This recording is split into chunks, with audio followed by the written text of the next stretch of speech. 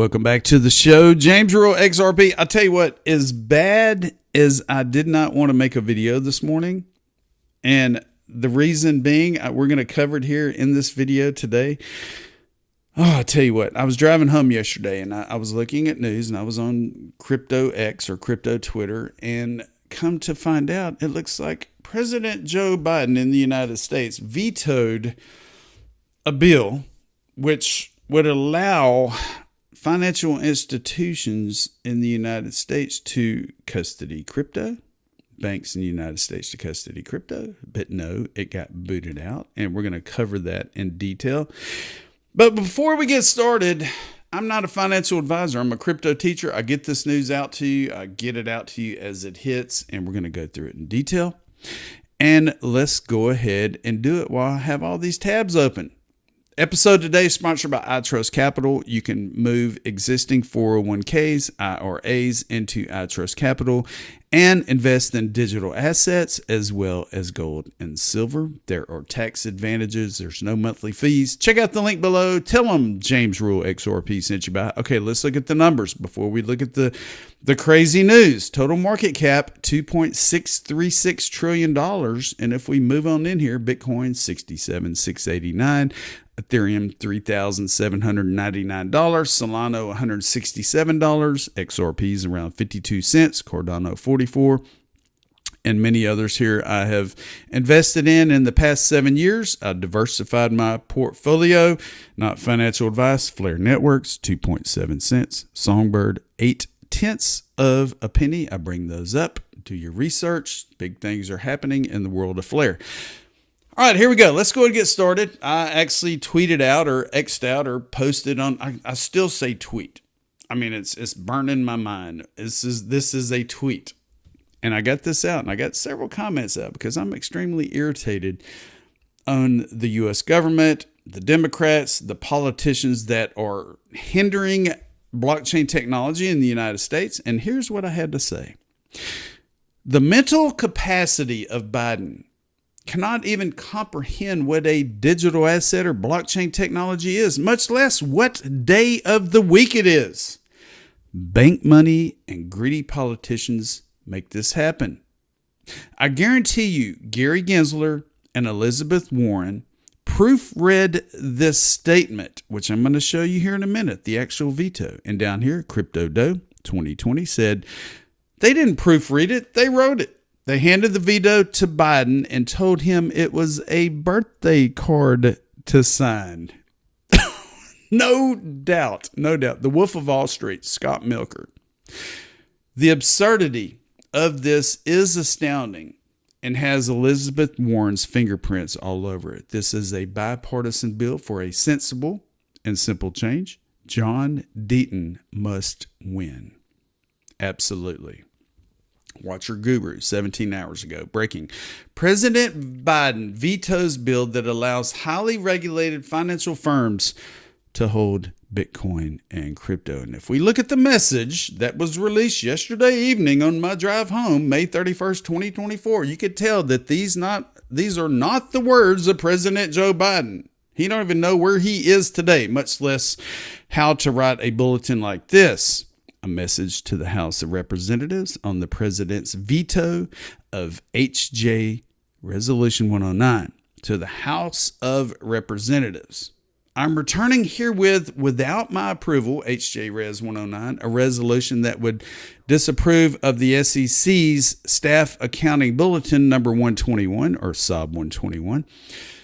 SOB 121 reflects considered technical SEC staff views regarding the accounting obligations of certain firms that safeguard crypto assets. By virtue of invoking the Congressional Review Act, this Republican-led resolution would inappropriately constrain the SEC's ability to set forth appropriate guardrails and address future issues. Does the SEC even know what the hell they're doing? This reversal of the considered judgment of SEC staff in this way risks undercutting the SEC's broader authorities regarding accounting practices. What, like regulation by enforcement, like suing companies just to get bank money under the table? My administration will not support measures that jeopardize the well-being of consumers and investors. Blah, blah, blah.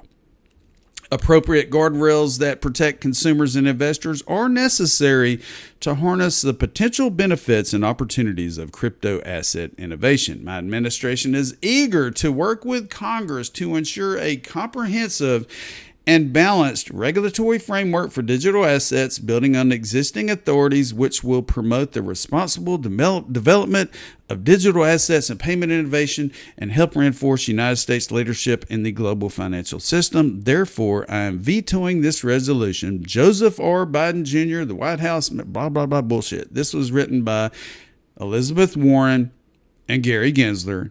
They handed it to the president and said, sign here. And he signed there.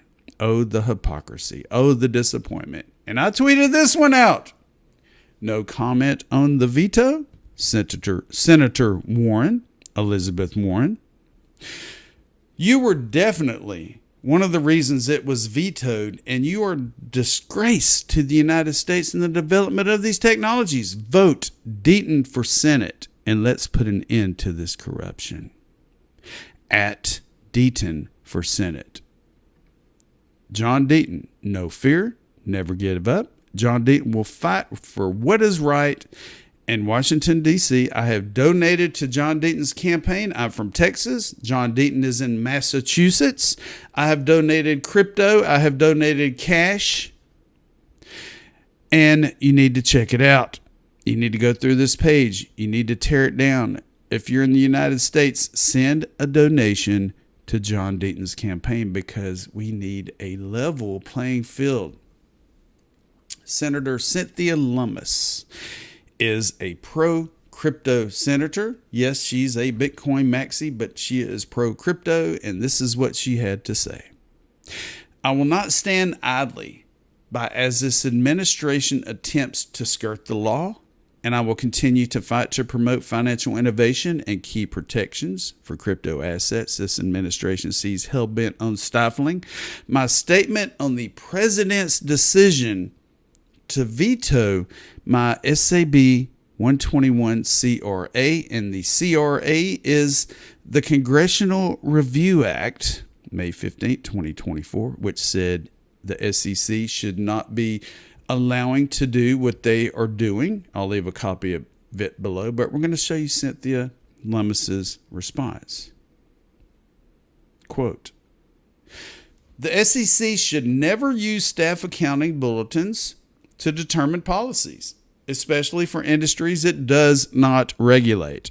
Yet that is the new norm under President Biden's leadership. Congress gave this administration the opportunity to correct its position on crypto assets, but instead of listening to the will of the American people and reining in the SEC, President Biden doubled down on his administration's failed policies at the expense of American consumers.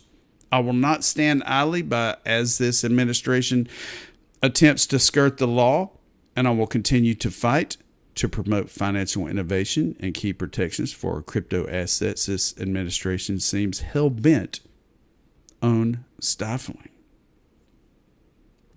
Brad Garlinghouse.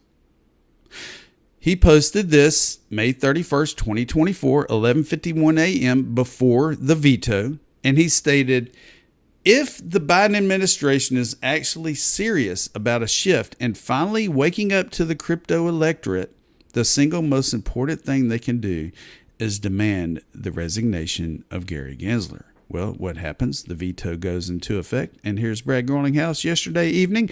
Well, only after a few hours, this post didn't age well. To say that this is incredibly disappointing from this White House at an incredibly pivotal time is an understatement. And what are they trying to prove? You know, Trump just announced that he's pro-Bitcoin, that he's pro-crypto, all this other BS. I'm not going to get political. But what is the Biden administration and the Democrats trying to prove when this technology is a world-changing technology, just like the internet was back in the 90s? And the internet back in the 90s was brought in 100% in the United States. It was brought in to change the world. That's what needs to happen with these blockchain technologies in the United States. Let's keep going. Calm down, James. I've already had my coffee. I'm good. I've took my medicine. I'm good. I'm good to go. Here we go. Brian Armstrong, CEO of Coinbase, says it's a good moment to join standwithcrypto.org. And I have joined here about a month or two ago, standwithcrypto.org. I'll leave all the links below. And at the very top, it states, if you care about crypto, it's time to prove it. 52 million Americans own crypto, and yet crypto's future in America remains uncertain. Congress is writing the rules as we speak, but they won't vote yes until they've heard from you. It talks more about Fit 21. It talks about their mission. It shows their partners, their community. And if you click on your own entrance here into the campaign, it's going to show you what you've done, how to connect to your local congressman, how to call them, and you'll even get an NFT for doing so. And it also has the key races by state. Key races in Texas. Ted Cruz strongly supports crypto. Colin Allred supports crypto. And if we go down, this is my local district representative, Brian Babin. He is a recommended candidate for crypto. I have emailed him several times. I will be calling him soon in my area. Dana still has a pending stance on crypto. Recommended candidate, Monica De La Cruz. And it shows you who is pro-crypto, who is not pro-crypto, and it gives you an opportunity to know who is in your district in Texas, who is pro-crypto, and what you need to do is vote for these candidates if you want blockchain technology and cryptocurrency to survive in the United States. It's going to be up to us. It's going to be up to the holders of crypto. It's going to be up to individuals and organizations out there that have been fighting for a level playing field for years. I have had my channel for 4 years. I have been fighting. I have been getting the word out. I have been sharing the word for 4 years. And I guaranteed I'm just a little bitty speck in the universe, but I have made a difference. Others have made a difference. Many politicians have made a difference, and we're going to have to keep fighting.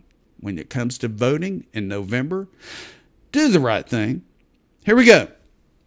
Coinbase slams the SEC for choking the crypto industry. What now? Well, here's the article from AMB Crypto. Thank you very much. It says, is Coinbase's accusation against the SEC warranted? And will a court mandate provide clarity to the crypto industry? What has transpired is the SEC has been regulating by enforcement. They have been saying that organizations and exchanges have been selling unregistered securities, but at the same time, they cannot prove what an unregistered security is. They will not document or tell anyone what an unregistered security is. Well, here we go. A new development has surfaced, and this happened yesterday amid the legal dispute between the SEC and Coinbase. In a recent filing, Coinbase has accused the SEC and Gary Gensler of attempting to curb the cryptocurrency sector.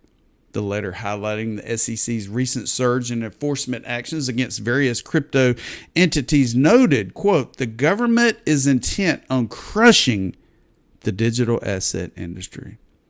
The filing coincides with an ongoing legal dispute wherein the SEC has accused Coinbase of conducting unregistered asset sales termed securities by the regulatory body, but they will not say which ones are securities. What is Coinbase claiming? The filing highlights 4 main arguments. I'm going to cover it real quick and then we'll continue. First, the agency makes the astounding claim that it has no duty to make compliance with its rules possible. Today's SEC apparently views its rules not as tools to enable compliance with federal statutes, but as weapons to dismantle industries it disfavors. Second, the commission claims it has no obligation to explain how existing rules are workable and thus how compliance is possible. According to the SEC, its bare disagreement with Coinbase's arguments in this inquiry. Third, with no evident sense of irony, the SEC cites as proof of workability its myriad enforcement actions for purported failures to comply with existing rules. And fourth, the SEC points to other rulemakings that are widely recognized as further attempts to crush the industry as somehow mitigating Coinbase's workability concerns. Those rulemakings are no more a solution than the agency's enforcement campaign. They are a bludgeon by design. Here is the documentation. I'll leave a copy below. It's 41 pages long. And if we go, it's 36 pages. I'm sorry. Coinbase versus the SEC. Table of contents. It shows the argument. It goes into detail. The SEC has always been regulated by enforcement. They've always scooped in millions of dollars from companies illegally under the table, saying that they're violating rules that they can't explain what the rules are. I'm so irritated at our government. I'm so irritated at the SEC. But you know what? Keep on hodling. Things are going to change. Elections are coming up. Good things are going to happen. They're trying to shake out the weak. The government, the SEC is trying to shake out the weak because they know we are going to be extremely rich. They know that we are going to hand over these riches to future generations. They know that we are going to be filthy rich, and there's nothing they can do about it but allow the bank money to pay them off under the tables, allow these stupid vetoes and everything else to happen. But you know what? We're going to be okay. I'm cool. I'm calm. I'm collective. I'm irritated, just like many of you out there are. But we are going to get through this. Don't forget to check out my other videos. Check out Flare. Check out Monerex. Check out all these other different organizations that are building, even with all these governments around the world being pieces of shit. So my name is James Rural XRP. This is the James Rural Crypto Show. Have a wonderful day. Have a wonderful weekend. We're going to get through this. Everything's going to be all right. And don't forget, I told you so.